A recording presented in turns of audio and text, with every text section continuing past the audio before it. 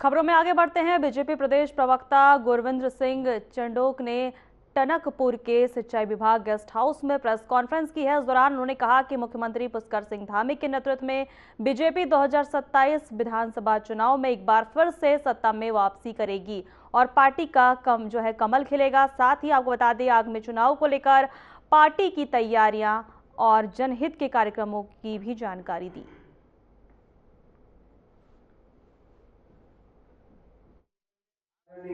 देखिए, भारतीय जनता पार्टी सदैव ही भारतीय जनता पार्टी का कार्यकर्ता लगातार कार्य करता रहता है, चाहे वो बूथ स्तर का कार्य हो, क्योंकि भारतीय जनता पार्टी एक कैडर बेस्ड पार्टी है।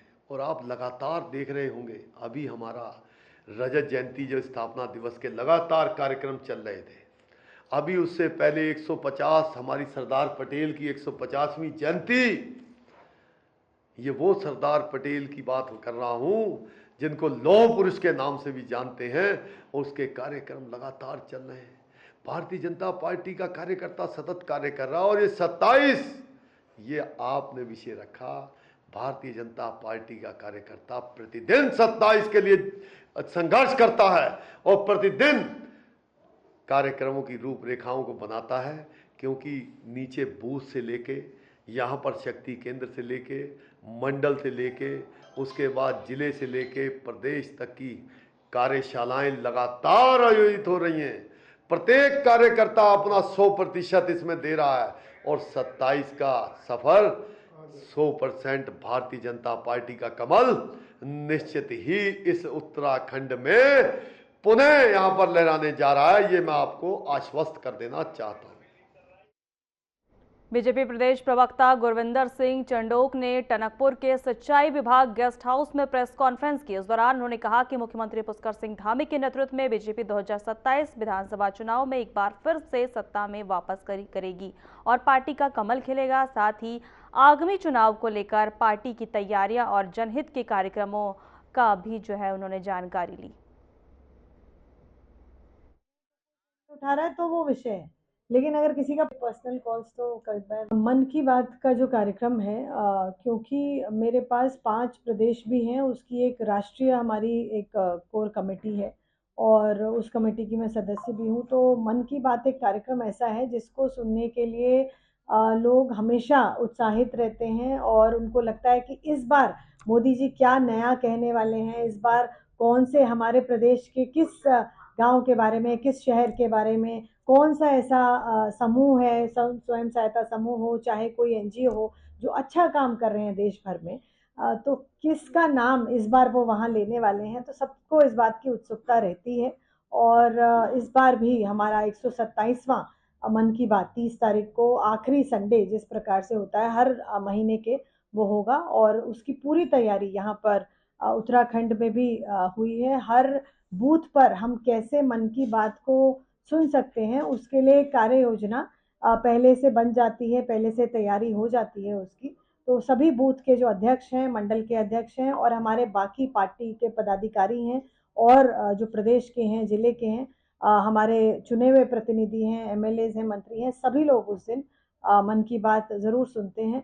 और मोदी जी जब यहाँ के लिए उत्तराखंड की बात करते हैं, कई बार स्पिरिचुअल कैपिटल बनाने की बात करते हैं, कभी यहाँ के बेड़ू की बात करते हैं और अनेक चीज़ों का व्याख्यान उनका रहता है। तो सभी लोगों को लगता है कि हम ज़रूर मन की बात सुने और उस दिन बैठकर उनका कार्यक्रम ज़रूर देखें। फोन हाथ में ही हो सकता है उस वक्त नंबर पे कॉल कर रहे हैं तो कोई फ़ोन नहीं उठा रहा है तो वो विषय है, लेकिन अगर किसी का पर्सनल कॉल्स तो कई बार मैसेज आता है।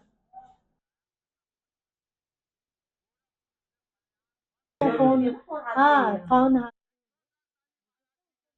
परिवहन विभाग ने ई रिक्शा और 2 पहिया वाहन के विरुद्ध चेकिंग अभियान चलाया, जिसके तहत परिवहन विभाग द्वारा नेशनल हाईवे से ई रिक्शा को हटाने की कार्रवाई चल रही है।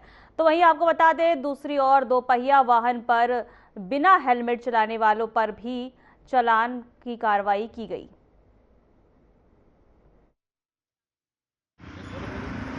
अरे 400 रुपए का चालान है यार। हाँ, गुड मॉर्निंग, बोलो।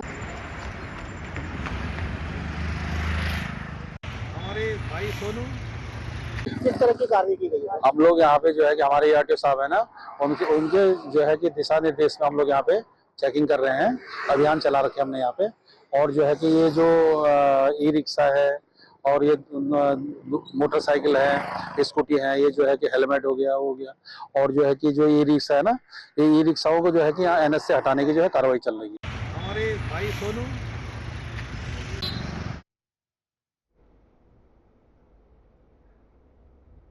उधम सिंह नगर के बाजपुर क्षेत्र में तेज रफ्तार का कहर देखने को मिला है, जहां एक अनियंत्रित कार ने सवारियों से भरे टेम्पो को जोरदार टक्कर मार दी। टक्कर इतनी भीषण थी कि टेम्पो सड़क किनारे पलट गया। हादसे में टेम्पो चालक समेत 7 लोग, महिला, पुरुष और एक गर्भवती गंभीर रूप से घायल हो गए।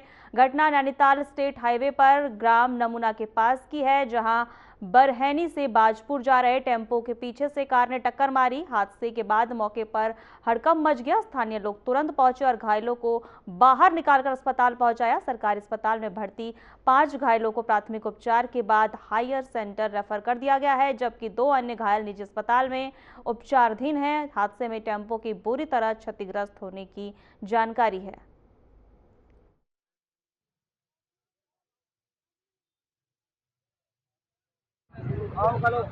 बरैनी से आ रहा था बाजपुर को।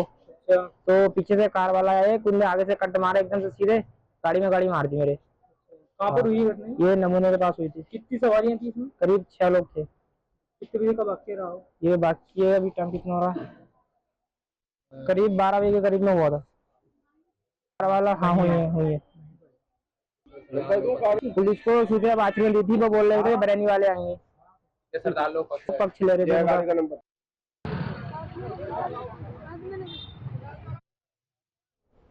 उधम सिंह नगर में शादी समारोह के दौरान बच्चों द्वारा फायरिंग की वीडियो सामने आई है। वीडियो में परिवार के सदस्य बच्चों को पिस्टल लोड करना और फायर करना सिखाते दिखाई दे रहे हैं।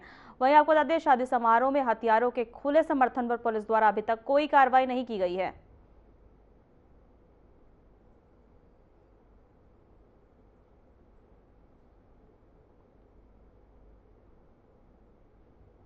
उत्तराखंड में अर्धकुंभ मनाने को लेकर घमासान मचा हुआ है। जानकारी आ रही है कि साधु सन्यासी अर्धकुंभ को पूर्ण कुंभ के रूप में मनाने का विरोध कर रहे हैं।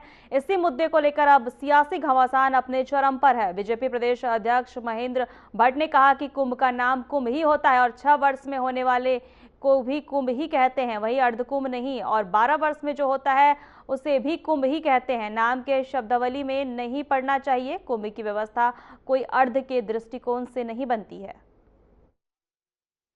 जो 6 वर्ष में होता है उसको भी कुंभ ही कहते हैं, 12 वर्ष वाले को भी कुंभ ही कहते हैं।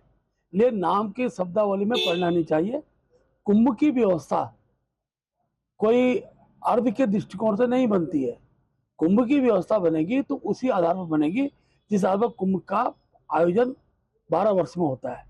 इसलिए व्यवस्थाओं की दृष्टि से अगर उसे कुंभ कहा जा रहा है तो कांग्रेस पर उस पर आपत्ति नहीं करनी चाहिए।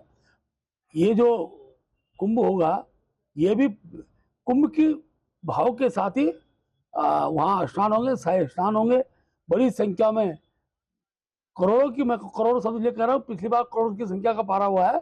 इसी संख्या में अगर लोग आते हैं, श्रद्धालु आते हैं, तो हम इस कुंभ को भी बहुत व्यापक रूप से संपन्न कराएंगे। देहरादून पुलिस कंट्रोल को सूचना मिली कि छिब्रो पावर हाउस के पास एक पिकअप वाहन खाई में गिर गया है। सूचना पर थाना कालसी की पुलिस और एसडीआरएफ की टीम तुरंत घटनास्थल पर पहुंची। स्थानीय लोगों की मदद से घायलों और मृतकों को खाई से निकाला गया। आपको बता दें कि घायल सुनील 28 वर्ष और नरेश 28 वर्ष को जो है 108 एम्बुलेंस के माध्यम से सरकारी अस्पताल कालसी भेजा गया। वहीं मृतक गोविंद को जो है मोर्चरी विकास नगर भेजा गया और पंचायतनामा कार्रवाई की जा रही है। घायलों ने बताया कि वे जगन्नाथ से सोनीपत टमाटर ले जा रहे थे, तभी करीब 12 बजे गाड़ी अनियंत्रित होकर खाई में गिर गई। हादसे के कारण की जांच की जा रही है।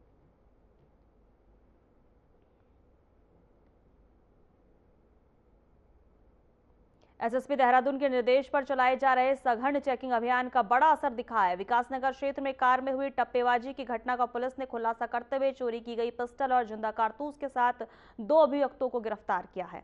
28 नवंबर की रात कुंजा ग्रांट क्षेत्र में पुलिस टीम के मुखबिर की सूचना पर सादाब और सन्नी शर्मा को पकड़ा गया। इनके कब्जे से पिस्टल और जो जिंदा कारतूस जो है बरामद किए गए। पूछताछ में अभियुक्त सनी ने स्वीकार किया कि उसने अपने 4 साथी रजत चौधरी, राजवीर उर्फ राजा, सचिन और आर्यन नेगी के साथ मिलकर कुछ महीने पहले विकासनगर तहसील के पास खड़ी कार का शीशा तोड़कर बैग चोरी की थी। बैग से उन्हें पिस्टल, मैगजीन, 14 कारतूस, 70,000 नकद और दस्तावेज मिले थे, जिन्हें बांट लिया गया था। नशे का आदि सन्नी अपने खर्च पूरे करने के लिए वारदातों में शामिल रहता था। पुलिस फरार साथियों की तलाश में जुटी हुई है।